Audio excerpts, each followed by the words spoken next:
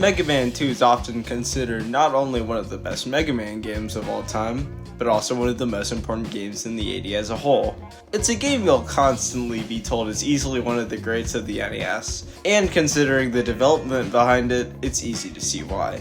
Mega Man 1 sold relatively okay for the time, but not well enough to immediately greenlight a sequel. Regardless, Mega Man 2 would be greenlit on the condition that it was a side project. Understandably, given that sales were ultimately decent but nothing outstanding, but Keiji Inafune and the other staff members would begin working diligently on the project for about 3 months or so. And thus, the passion-driven Mega Man 2 would finally see the light of day. Mega Man 2 would also later go on to be a commercial slam dunk, and it was also the highest selling Mega Man title for many years to come. But before another great game took its place, but we'll get there when we get there. But to make a long story short, Mega Man 2 lives up to all the sales.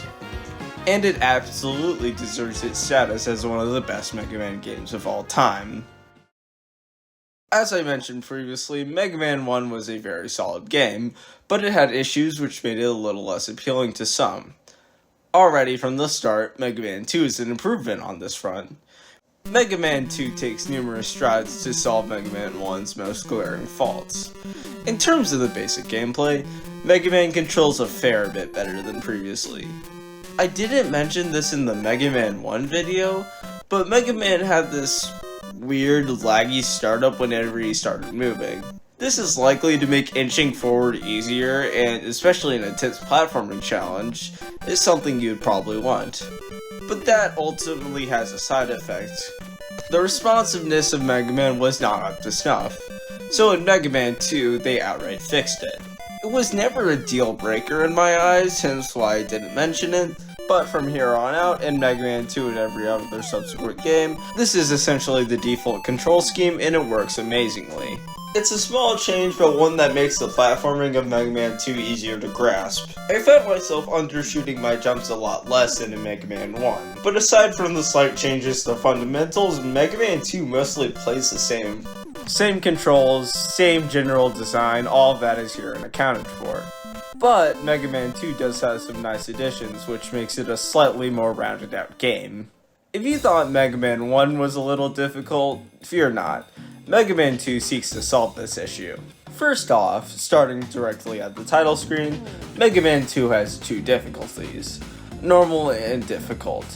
Although, weirdly enough, in the Japanese version, the difficult mode in America is just the default, and the normal mode is really just the easy mode. The choice is largely superfluous. The game is always great no matter what difficulty you choose. And for an added bonus challenge, in this video I chose the difficult mode and I didn't notice many differences.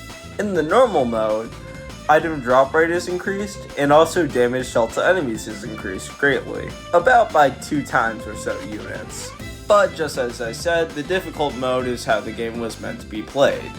And the transition is honestly pretty noticeable. Damage is the easier one to notice because boss fights take much longer, but definitely the biggest shakeup is the lack of weapon energy in the difficult mode. In the normal mode, you're doing lots of damage already and you're also getting a lot of energy, so you rarely run out of gas. But in the difficult mode, relying on 1 or 2 weapons tends to be troublesome. And also, in fact, the Mega Buster ended up being my best friend at some points. Bosses just simply don't take as much damage from your weapons. To some, that might be a bad thing, and in that case, I would honestly just recommend sticking to normal mode. But in the difficult mode, I found it to be pretty well balanced. Not only did I have to use more of my weapons since damage was reduced across the board, I really had to dig deep and experiment with what I was throwing out. But if you don't want to bother with that, just stick to the normal mode. It's a totally valid experience and only marginally easier than the difficult mode. Hell, with passwords, another addition to Mega Man 2, you can essentially swap difficulties whenever you want, so feel free to experiment. If you're still feeling that difficulty though, fear not. New to Mega Man 2 is the E-Tanks, which restore Mega Man's HP to full.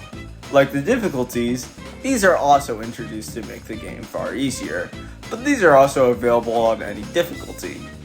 Although I don't think Mega Man 2 is super difficult, I think the E-Tanks are a pretty nice addition to the formula. Many times in Mega Man 1, if you were low on HP, you couldn't really do much about it.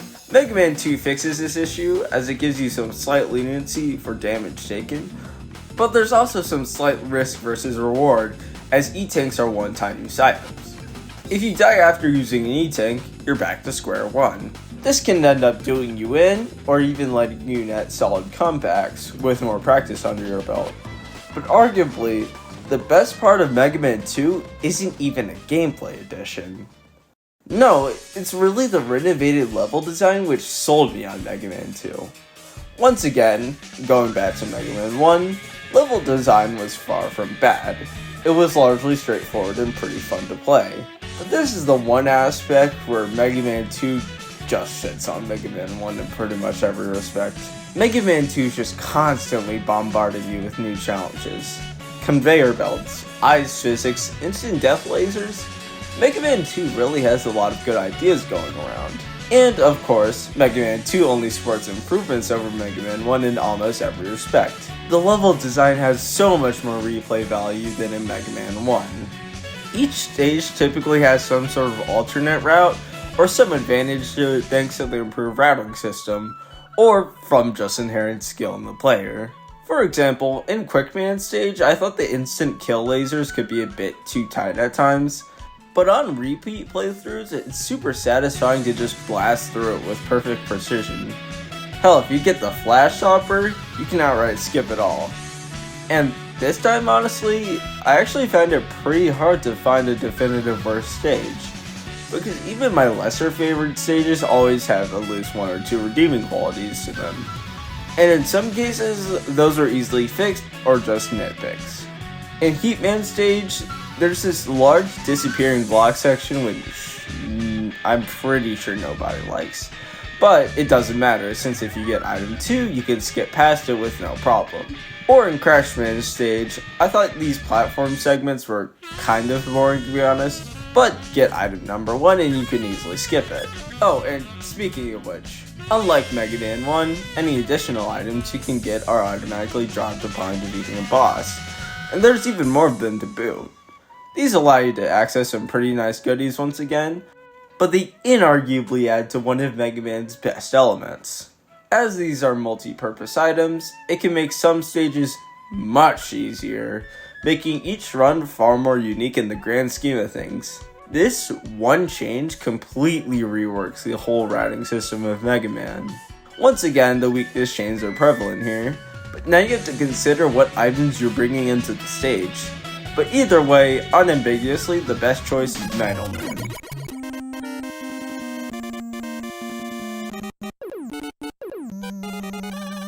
His pattern and stage are very easy to defeat with the solo Mega Buster, and he also has a lot of E-Tanks too. Also, the Metal Blade is often considered to be the best weapon in Mega Man 2. No bullshitting here, it fires in 8 directions, does decent damage to most enemies on top of that, and even does piercing damage, making it especially effective. Even further adding on to its power is its placement in the weakness chain. From here, the Metal Blade are the two weaknesses to Bubble Man and Flash Man, and Bubble Man will lead to Heat Man. There's also that pesky disappearing block section though. So if we go to Flash Man, we have to fight Quick Man afterwards. But Quick Man does have that pesky laser section that I mentioned. So in the end, you're really trading one difficult platforming section for another here. In the end, I always go with Quickman because I can do the laser section no problem now. But I also don't like how you can't cancel the flash stopper while it's active, which by extension means you can't use it for the boss at all. You could also consider it some nice risk versus reward. Do you want an easier stage or the easier boss? However, if you go to Quickman stage, you're left with a little dilemma. Quick Boomerang is the weakness of Metal Man, who we already took out. So technically, if we're following the weakness chain, Bubble Man is next. But then again, Heat Man exists and we don't have item number 2 yet. So what I typically do is take a detour to Windmil, and while we don't have his direct weakness, he's not too troublesome to take down with the Metal Blade. In fact, he takes a little bit more damage from it than most other weapons.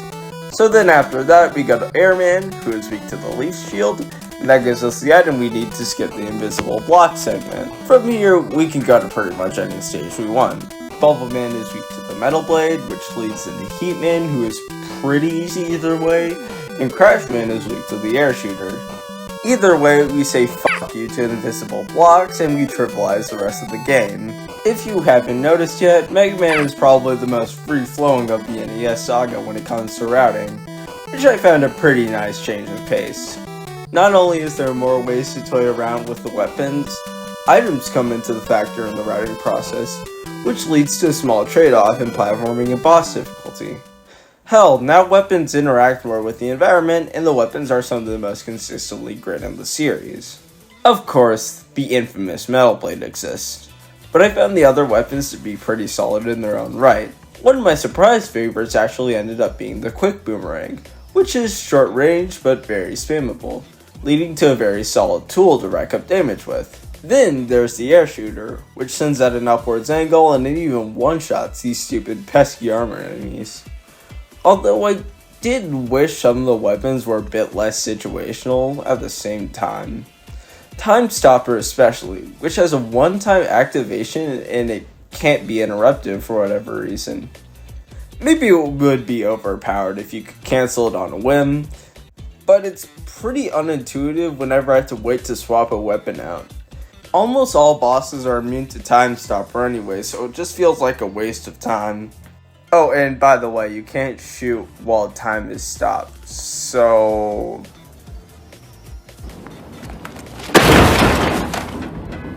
I also have some mixed opinions on the Leaf Shield too. You can't really do much while the Leaf Shield is out. Once the Leaf Shield is out, you can't really move or anything. Doing so will cancel the Leaf Shield, which is pretty annoying.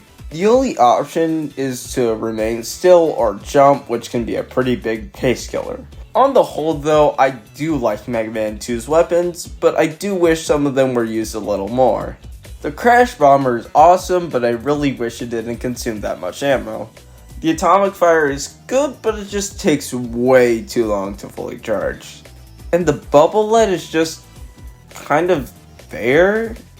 But the sole fact that Mega Man 2 not only has 2 more weapons than 1, but there are also more good weapons than bad, is an undeniable improvement across the board. In fact, Mega Man 2 is an undeniable improvement over Mega Man 1 as a whole. Not only does Mega Man 2 have great level design, it has some small but necessary gameplay additions and some pretty killer weapons. Mega Man 1 was not a fundamental failure on most levels, check my first video, but there are some pretty big stickling points. Mega Man 2 only improves on the formula, and adds its own little spices to make it a joy to play. But then that leads to the question of the title. Why is Mega Man 2 the almost perfect sequel? Well, there is one pretty low point of Mega Man 2, and that one point is sadly the endgame, and the only area in which Mega Man 2 falters and fails to innovate.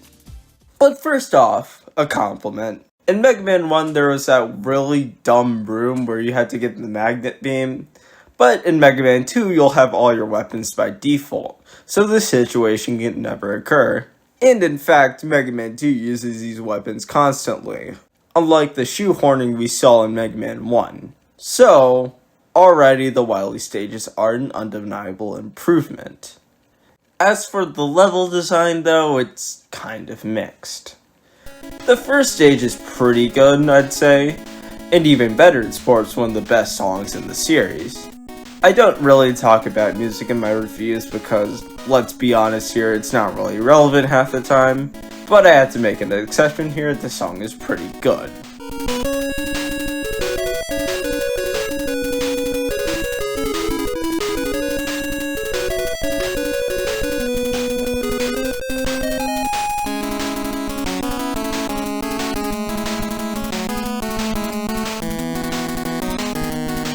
But anyways, after a pretty short stage, in a dark room, Mega Man comes across this Mecha Dragon, which can be a pretty tense fight as one shot sends you into a pit. But, if you spam the Quick Boomerang, it's over within seconds.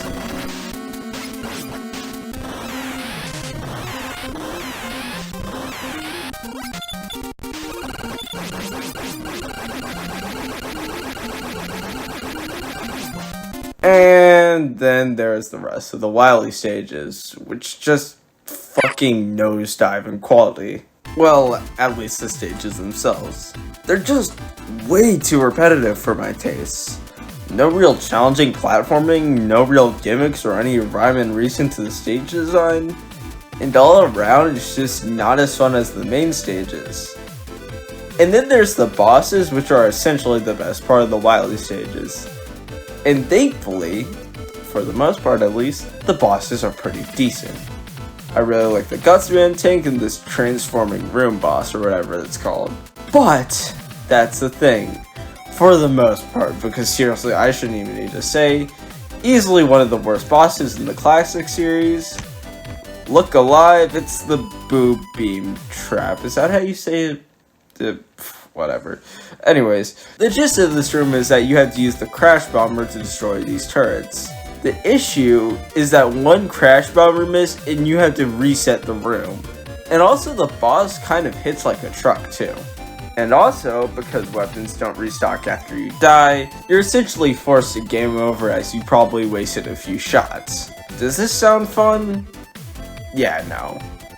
And then there's the boss rush. Once again for Mega Man 1. Although thankfully this time you can choose which bosses to fight. So if you're starved for ammo, you could technically just pick and choose your boss's weaknesses. Neat. And then there's Wily himself, who's honestly a bit of a pushover now. The first phase is free if you know how to jump, and the second phase is only slightly harder, but still nothing to even worry about. So Wily dies once more, or should he? Oh, but it turns out after beating this thing, this isn't even Wily's last resort. Because Mega Man, now in this subterranean area, finds Wily once more and he turns into an alien. Alright. Then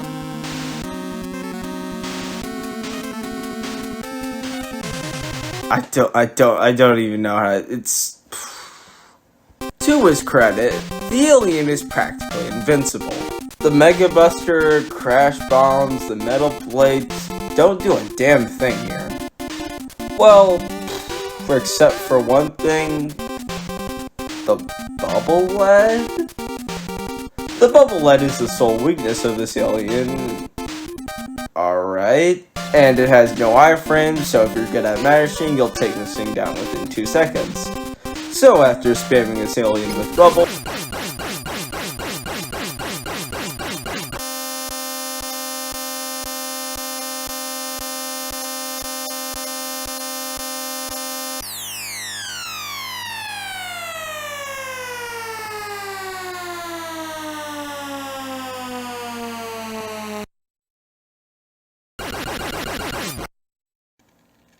sorry, what's going on again? Oh, yeah. Turns out Wily was in fact not an alien. And instead was controlling a hologram. And after Mega Man defeats Wily, he gives up once more, and justice prevails in the end. Mega Man, once again, after a hard-fought battle, walks back home in silence. The seasons change. The music is atmospheric. And Mega Man leaves his helmet on a hill as the blue skies shine once more. What? Yeah, if it wasn't clear, the Wily stages are obviously the low point of an otherwise phenomenal game. They're not that dreadful, but when they're contrasted with some of the most iconic stages in the series, they leave so much to be desired.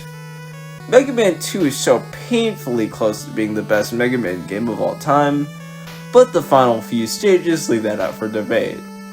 I don't think the entirety of the Wily stages are dreadful, but compared to the rest of the Mega Man 2 saga, which was full stop pretty much flawless for its time, the Wily stages remain largely mediocre.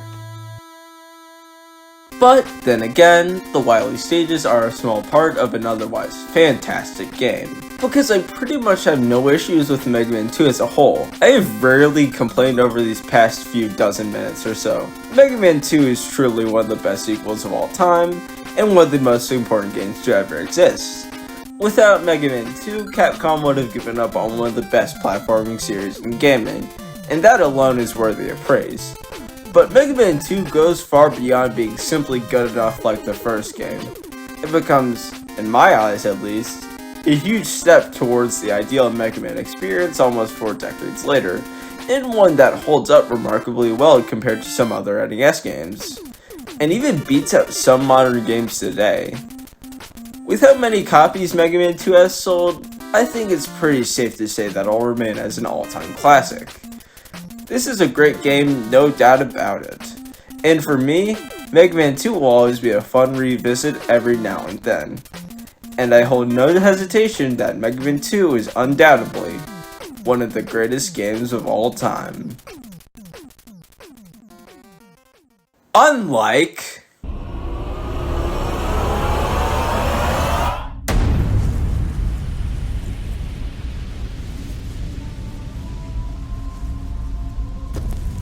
this one is complicated for me, but that's a story for another time. Hey guys, zeusdeegoose here, and yeah, that was Mega Man 2. If you like this video, be sure to give it a like, but if you dislike it, please tell me what I can improve on so I can, make better videos for you. If you're interested in seeing me talk about Mega Man 3, give this video a subscribe. Or, me a subscribe. I took a lot of strides in this video to help improve the pace, especially helps that we're at the initial gameplay of Mega Man, so I don't have to re-explain all of that. So I hope this video came off as better presented. Also, I noticed last time I didn't put a Google form in the description, and the reason why is because YouTube makes you verify your account now, which is weird because I've had my account since like 2022, I'm pretty sure. This is a new account. This isn't attached to my personal account. But I still think it's pretty silly since I've been an active Google user for about 6 or 7 years now. But regardless of YouTube's stupid policies, I'll try to leave a form in the comments, and I hope it's clickable, and if it's not, just shoot me a DM or something, I don't know. I don't have much else to say other than that. At least nothing that was stated in the prior video, which you should totally watch. I mean, this video is a follow-up after all, so I'll be checking out for now. So in the meantime, thanks for watching, and stay tuned for more Goose. Okay, one thing I legitimately forgot to mention. Mega Man 3, the script is done at least. I recorded Mega Man 3 and 4. Those should be going out sometime soon. Hopefully. Give me like a month or so. Okay, bye.